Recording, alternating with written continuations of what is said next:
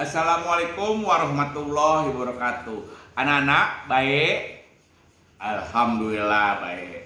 Selamat siang, salam sejahtera bagi kita semua. Tadi di awal Bapak sudah menyampaikan bahwa kalian harus menyebutkan apa itu fungsi imbuhan me. Baiklah, di sini akan Bapak bahas atau kita sama-sama bahas apa itu fungsi imbuhan me.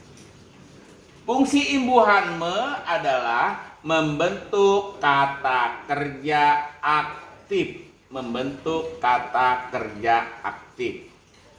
Atau bisa disebut juga dengan membentuk kalimat aktif. Misalnya sebagai contoh, misalnya kata batu.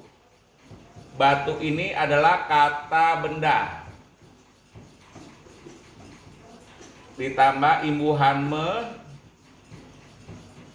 menjadi membatu. Membatu itu adalah menjadi batu. Nah, membatu itu kata kerja. Nah, jadi dari kata benda, batu ditambah imbuhan me berubah menjadi kata kerja. Terus kemudian bisu ditambah imbuhan me menjadi membisu. Bisu ini kata sifat. Membisu menjadi bisu. Ini kata kerja. Dari kata sifat ditambah imbuhan me berubah menjadi kata kerja. Contoh lagi, me ditambah satu. Satu ini adalah kata bilangan. Kata bilangan menjadi menyatu. Menyatu kata kerja. Kata kerja. Jadi fungsi imbuhan me dari kata bilangan menjadi kata kerja. Nah, demikianlah anak-anak keterangannya. Baiklah, Bapak lebih lanjut masih hubungannya dengan fungsi imbuhan me.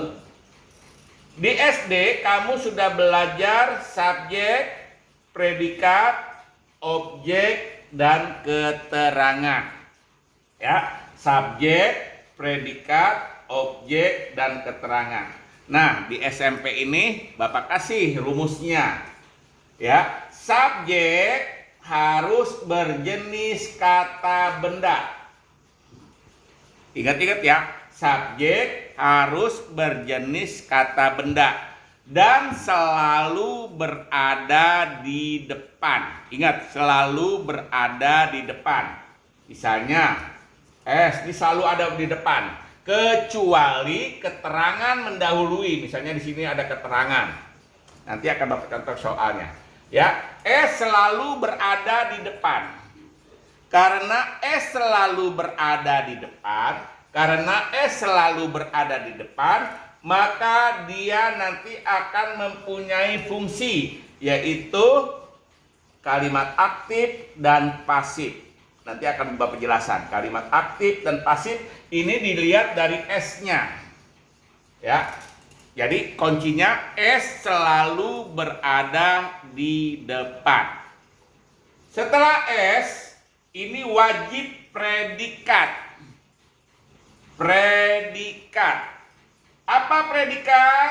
Predikat itu ciri-cirinya dia harus berbentuk kata kerja. Ini kakak ini bukannya kartu keluarga, melainkan kata kerja.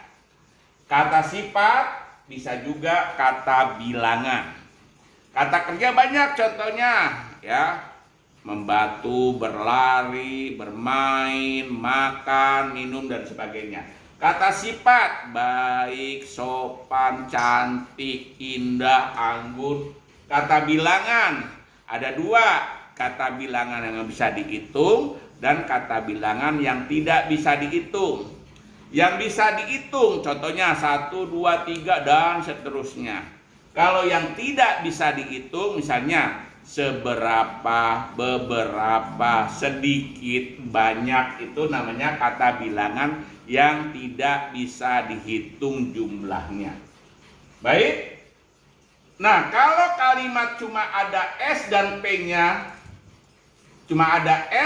P-nya, maka dia disebut kalimat aktif intransitif. Ingat ya, kalau cuma ada S dan P, K bisa saja ada, bisa tidak. Kalau S dan P tidak ada objeknya, namanya aktif intransitif. Ingat ya, dia P-nya harus berjenis kata kerja atau kata sifat atau kata bilangan.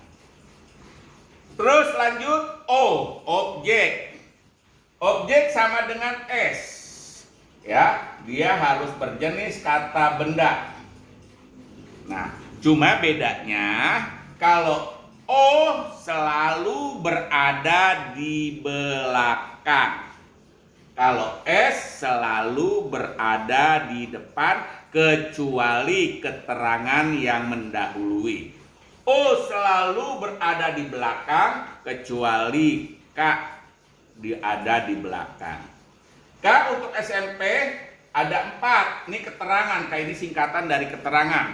Ada keterangan tempat, ada keterangan waktu, ada keterangan alat, dan ada keterangan penyerta. Nah, ini rumus dari Bapak nih. Jadi kamu harus ingat, S berjenis kata benda, P berjenis kata kerja atau kata sifat atau kata bilangan. O selalu berjenis kata benda. K ada 4, keterangan tempat, waktu, alat, penyerta. S selalu berada di depan kecuali keterangan mendahului. O selalu berada di belakang. Ada kadangkala tidak ada O-nya, namanya S dan P saja. Itu disebut kalimat aktif intransitif. Kita lihat sini. Kalimat aktif transitif yaitu kalimat aktif yang ada wajib ada objeknya. Wajib ada objeknya. Ini kalimat aktif transitif.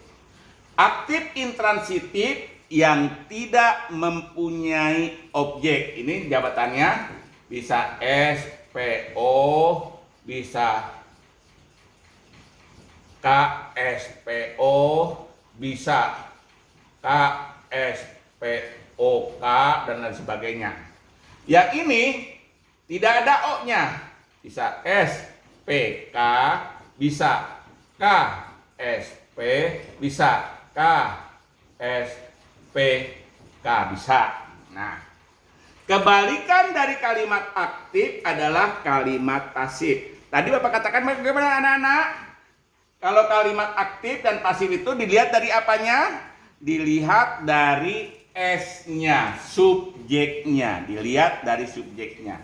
Kalau subjeknya melakukan, maka dia disebut kalimat aktif.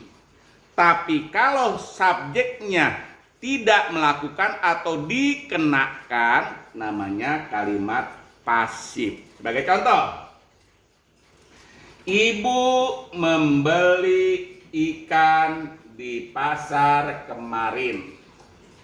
Nah, ya, ini subjek, ini predikat, ini objek, ini apa? Kalau ada kata depan di, iya, pintar anak-anak, keterangan tempat. Kalau ini apa?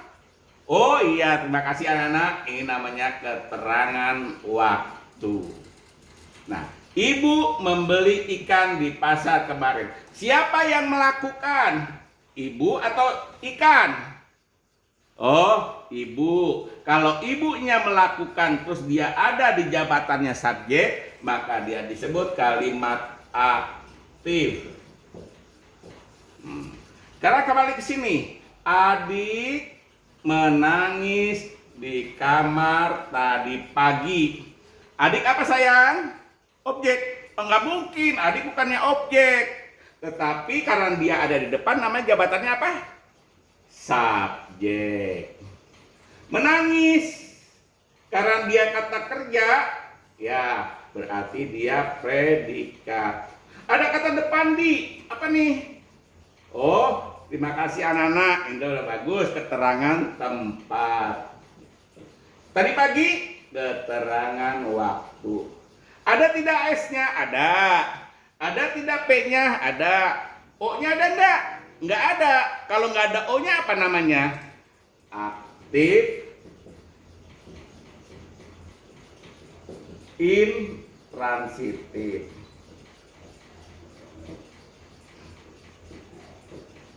Ini aktif transitif ya nak ya. Ini aktif transitif. Nah, lanjut ke sini. Ikan dibeli ibu di pasar kemarin. Ikan apa? Jabatannya nak? Oh, dia adanya di depan. Oh, berarti dia subjek. Dibeli kata kerja, ya, berarti dia predikat. Ibu kata benda ada di belakang, ya, objek. Di pasar keterangan tempat, kemarin keterangan waktu. Nah, pertanyaannya sekarang anak-anak, ada tidak S-nya? Ada Pak. Ada tidak P-nya? Ada Pak. Ada tidak O-nya? Ada Pak. Nah, sekarang dilihat, kalau ada semua, dilihat S-nya. S-nya ini melakukan atau dikenakan. Ikan dibeli ibu. Oh, ikan dikenakan, bukan pelaku. Oh, dia adanya di depan. Berarti namanya kalimat pasif. Nah, demikian penjelasannya anak-anak. Kira-kira paham tidak? Kalau yang ada yang tidak paham, tolong japri Bapak. Bapak akan layani sepenuh hati sampai pukul 15. Terima kasih anak-anak. Tugasnya yang tadi ya, yang fungsi imbuhan itu dikumpulkan paling lama pukul 3 sore atau pukul 15. Terima kasih anak-anak. Wassalamualaikum warahmatullahi wabarakatuh.